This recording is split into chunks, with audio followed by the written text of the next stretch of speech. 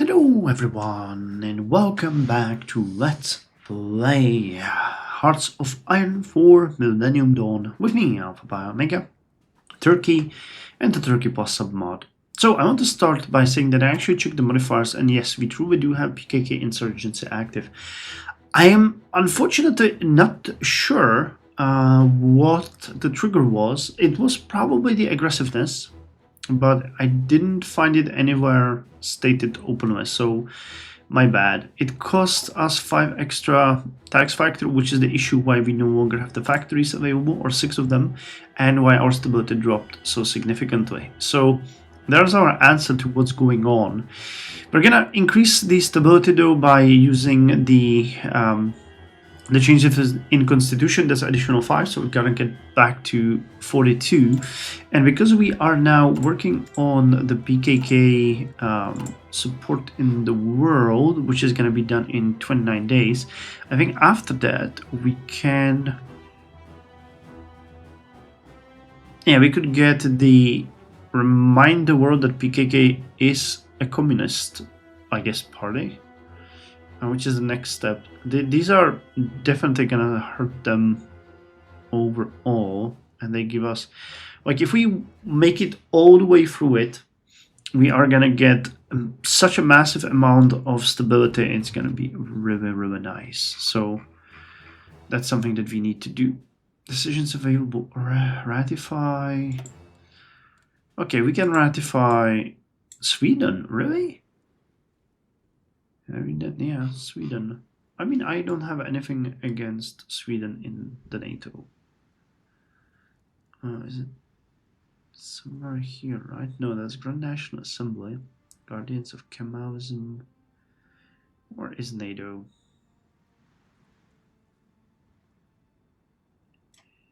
Yes, Okay, talking with the geologists. Here it is, NATO membership. Alright. Oh, that actually cost us 20 political power. Man, so we ratified Cyprus joining the NATO, and it even hurt us politically. Okay, but I'm a NATO member now, so operations against the PKK. So, it is becoming increasingly clear that we cannot subdue the Kurds without dialogue, so therefore it leaves us with no choice but to conduct military operations in our Kurdish regions in order to maintain control and stability. The likelihood of success is determined by the option we pick. If we are to succeed, then the PKK strength will falter, but if we fail, then they will be empowered. A calculated and well-planned operation. Calculated operation. No need for plans going.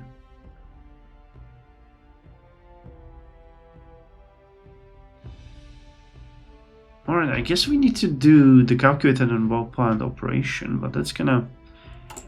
Oh, I mean, that's gonna consume all of the political power that I wanted to use, but fine, we can afford it. Gulf states sign joint defense agreement. The leaders of the member states of the Gulf Cooperation Council have agreed to sign a landmark agreement that represents the most significant step forward in terms of the GCC military cooperation in decades.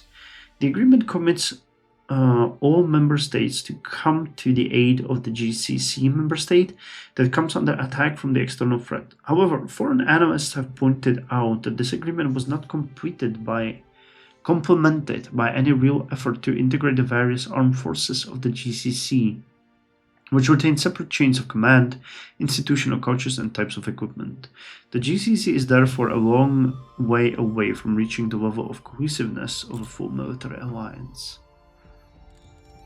I guess that is fair. Alright, how are we doing? Still 0.6? Yeah, 0.6, alright. So that is a deficit that we can ignore for a while. We'll focus on other things. Alright, so the question is, what shall we do next? The stability is increasing, that is really nice. We should eventually get that off-factory civilian factory. You are being constructed, that's good. Talks to the geologists.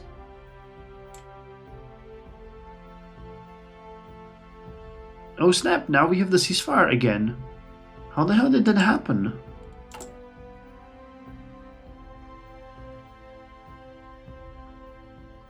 So should we not conduct the operation? Are we gonna trigger them again? What the hell? Operation successful. Mission well done. Their strength decreased by 3. Alright, so did that trigger the insurgency again? I have a feeling that this might be because we were conducting an operation.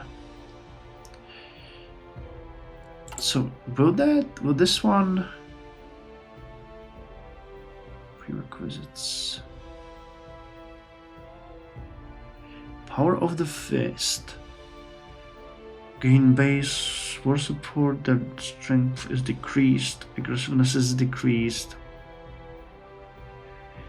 And replace Kurdish trouble with endless war. That is crazy, my mans. That is really crazy. So talking to the PKK means that the operations we conduct. Because I'm thinking if it's worth trying to do another operation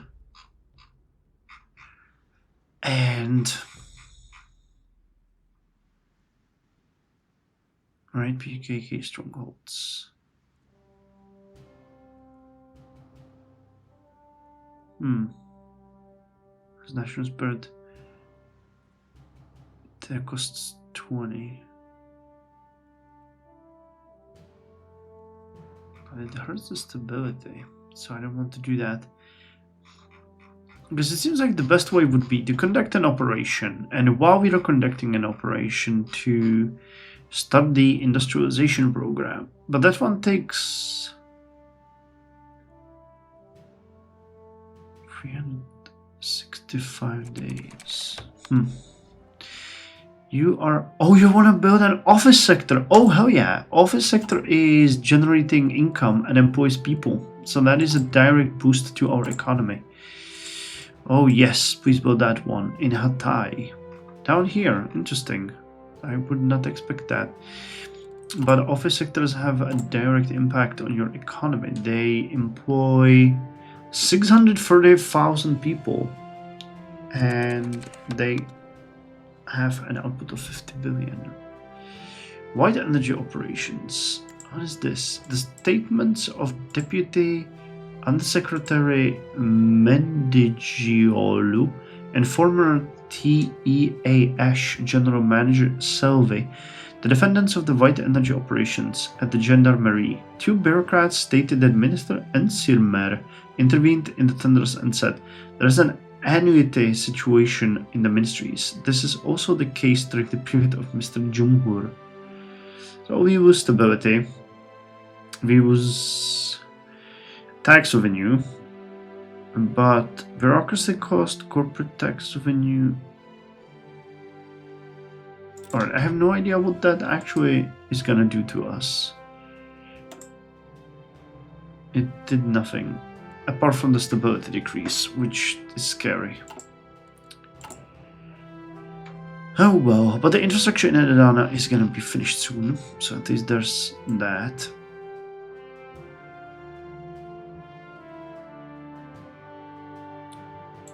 So I'm gonna keep increasing it. Quality will increase to 50. Tourism is gonna drop to 44 quantity, but we're gonna have it then 49, 45. Why does this work? I'm confused. Because if the effect here is... What is the effect? That's -2. That's nothing. And that is +2. Oh, okay, so we don't have any difference. It's just going in different ways. Quality is increasing and quantity is decreasing. Oh, okay. It's not great.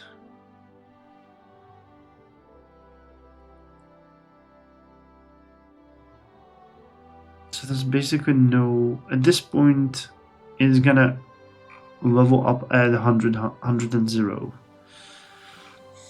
Yeah, 51.45. And we're gonna move on to 50.44. Oh, that is... It's just gonna make it worse. Just gonna make it worse. And we're gonna level it back to 49.45. Alright, well, I guess at least we know it's stable. So let's buy some fuel. But it's not great. And this is also going nowhere pretty much. Because we have so little available. We need to increase our tax revenue. I might just have to bite the bullet and decrease something. They're not gonna give us enough of an effect to make this worth it. You wouldn't give us a lot of benefits, but it would cost us so much money.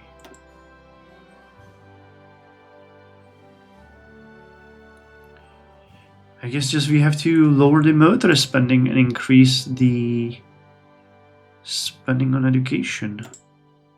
That's the only way I can think right now, because we are gonna have a little bit of an issue eventually if we don't do that. And this is gonna boost our stability by 5. So it's gonna hit productivity, force, and it's gonna free up a lot of people are gonna be laid off. And this is hard choices. Nothing really seems to be a good choice here. Alright, what's coming next? We need to see what we're working here with. So you're gonna give us 100 political power and stability.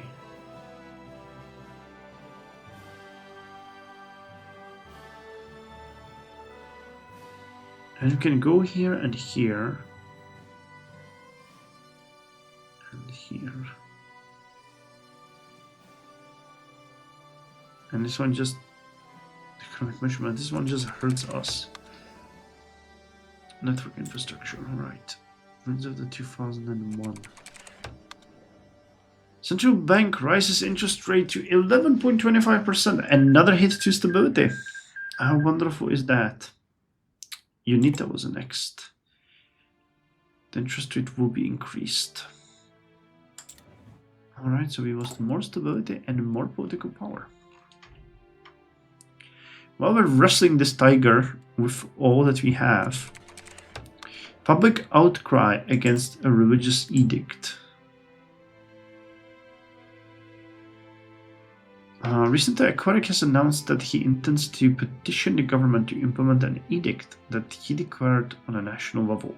Public reaction to the announcement has been mixed, with more negative views than positive, as the edict could potentially hamper personal freedoms. However, in some ways, the edict could be beneficial for our government and our goals, as we are able to increase our own power through this edict. No, we're gonna publicly denounce it. I do not work with the Islamists. Though that means they hurt us even more when it comes to stability. Angolan Civil War ends.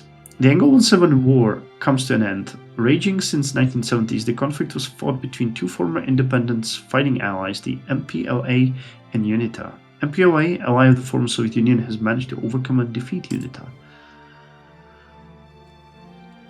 Alright, so back to 40. Large weapons cache discovered. Yes, allocate resources. Go fight the mafia, guys. I believe in you. 9 to 1 chance, I'll take that. Okay, income has dropped significantly. That's not good.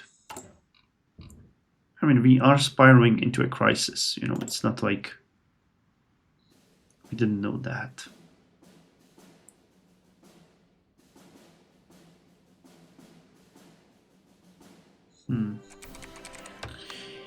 Yes. Okay. It wasn't all for naught. How strong are the mafias? 44. Didn't they start at 45? Yeah. I think they did. declared war on mafias. They have national support.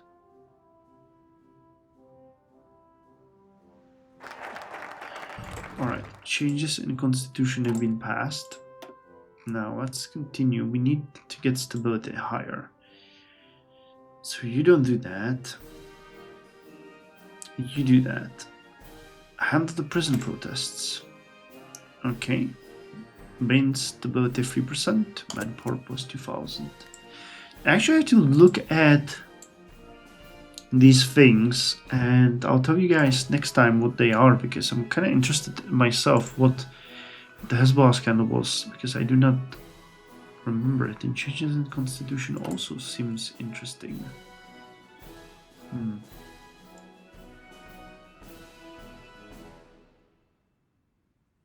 Still talking with the geologists.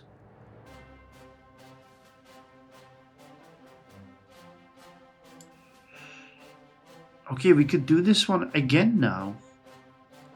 Is it because of their aggressiveness? Okay, GPRS happened. That is amazing. Now let's get the 3G. 3G, or the third generation of cellular networking, set new standards for mobile devices and mobile telecommunication. The new generation of cellular networking supported a large kbit per second, as well as finding more applications within wireless voice telephony, mobile internet access, and mobile TV. Nice. Education cost multiplier will be lowered by 5%, which means we spend less, and we have bonus to productivity, which I really hope should be now even higher. Yes, 1.018.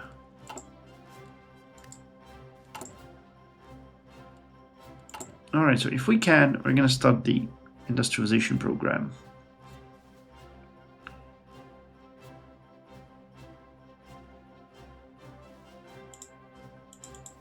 I was wondering if I can select it, but I can't. But yeah, I'm pretty sure really that should help to alleviate the grievances somehow.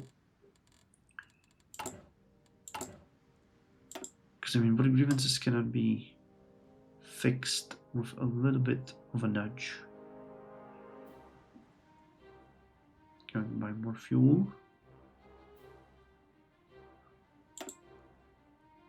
Nice.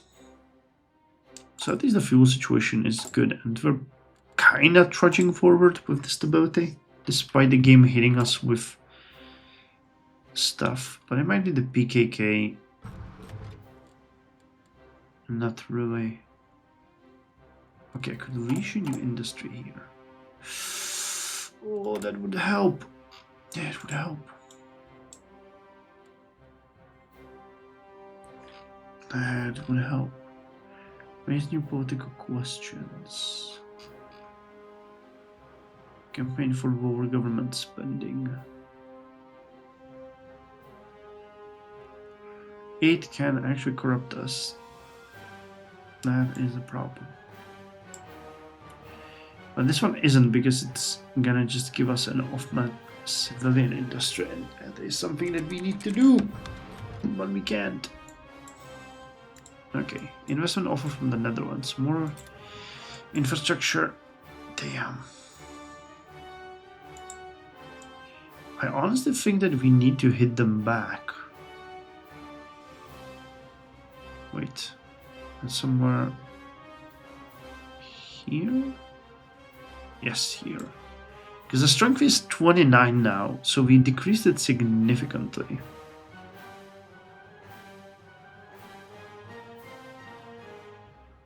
What if we ignore it?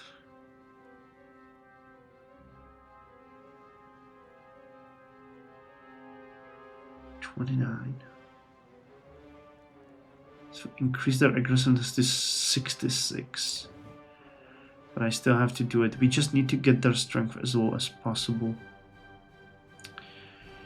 I hate that it's ruining all of our plans. And you're gonna lower my political power as well. So no plan. Well, no industrializations for the Kurds, I guess. I really wish I could help you guys, but the river is not helping.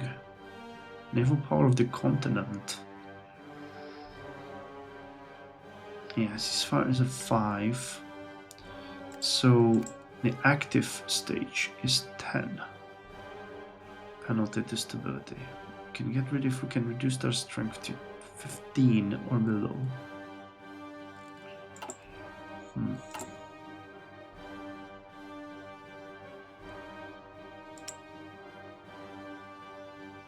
And we want to start producing cars, which we might want to. You cost 6. Do we have any steel? We have 3. So could potentially take 2 factories away from you and put them on cars. But because we do not have any rubber, and I'm not entirely sure if we could even import it, that would probably not be a great way to go. But we need the utility vehicles to fight the PKK, so if we run out of them, then we cannot do it. That's just a thing. That is just a thing. Oh, and you're gone, huh? Okay, so the present protests were handled. Okay, cool. So we're now not leasing anything, but we still have 4 factories. Well, I guess. Fair enough. So next, strengthen prison amnesty. That's additional stability. Or 125. Now, we need this one. I hate it, but we will take away a little bit of our stability in favor of political power. And did they just...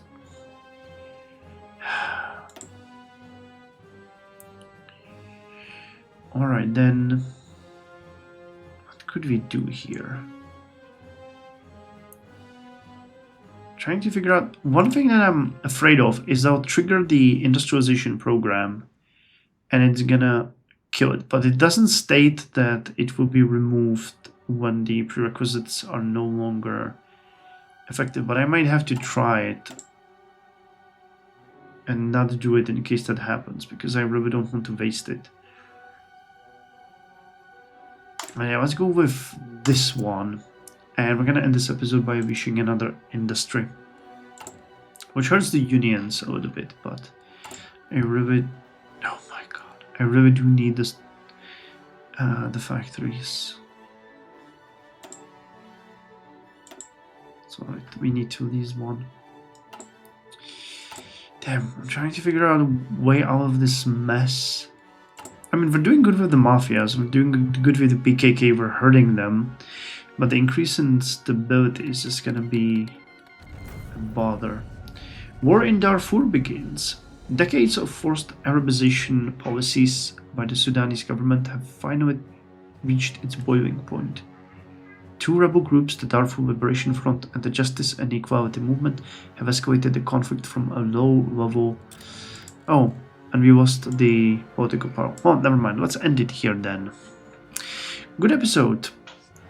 Good episode. Time will tell if Sudan will be able to handle these rebels. Alright, we'll see as well.